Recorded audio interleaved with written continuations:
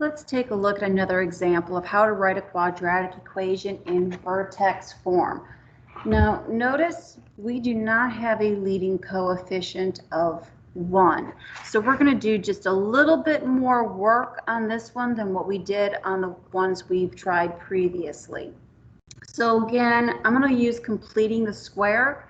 We're going to force this quadratic into a perfect square trinomial, which is going to make it really easy to factor and move into vertex form. So like we did before, I want to get all of my x terms on one side of the equal sign, just move the constants over. I'm going to leave this y here. I'm going to have y, I'm going to subtract the 6. So I get y minus 6 equals 2x squared minus 8. In order to complete the square, I cannot have a coefficient in front of that x squared term. So what I'm going to do is I'm just going to factor out the 2. Now, it might be kind of feel like you should be factoring out the x. We're so used to just factoring out a GCF, but we're not going to do that in this case. We are just looking at getting rid of the coefficient. So let's factor 2. I have x squared minus 4x. Okay, so now I'm going to start completing the square. Let me just rewrite this. I'm going to leave some space next to the 6, and I'm going to write this as 2x squared minus 4x and give myself some space. So let's work at completing the square here. Remember, you're going to take half of your b value and square it.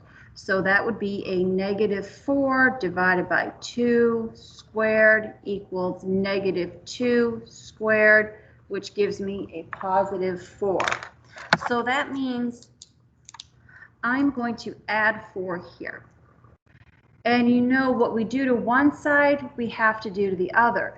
But notice this 4, if we were to redistribute, we would be multiplying out that 2. So it's not just 4 I would have to add to this side.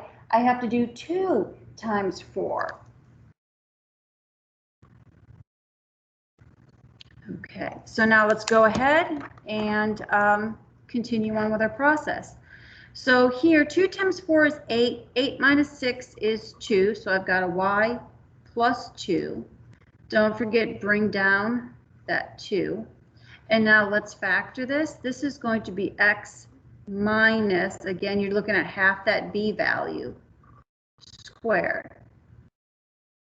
And now to put this in vertex form, I just need to subtract the 2 from both sides. And I have y equals 2 times x minus 2 squared minus 2.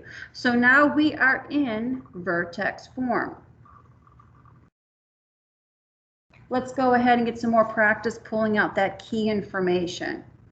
So in vertex form, I can easily find my vertex.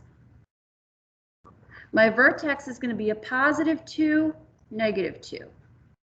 So 2, negative 2. My axis of symmetry is always x equals the x value of your vertex, which is a positive 2. What else can I pull out? Let's pull out the domain. Negative infinity to positive infinity. Let's talk about the range. Okay, so let's just do a quick little sketch. I know, looking at my original tier 2, my a value is positive. I don't see a negative in front, so that means my graph opens up. And I know my vertex is down here at 2, negative 2. So that means I have a minimum,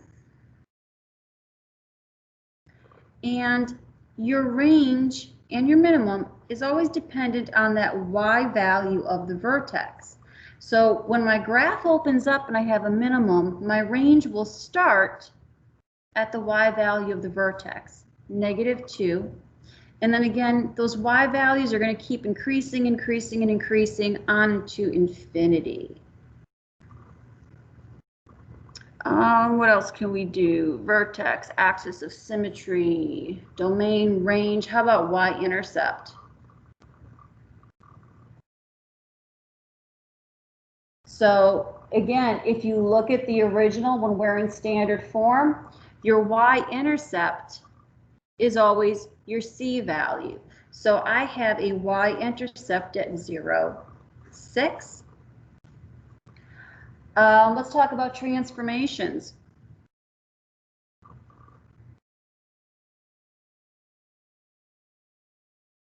So we can easily see those looking at our vertex form. I can see my a value is a positive 2, so that is a vertical stretch.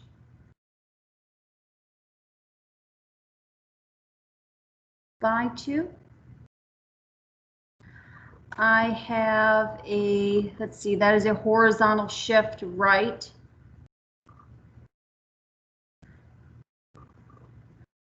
And it moves 2 units. And then my k value is a negative 2.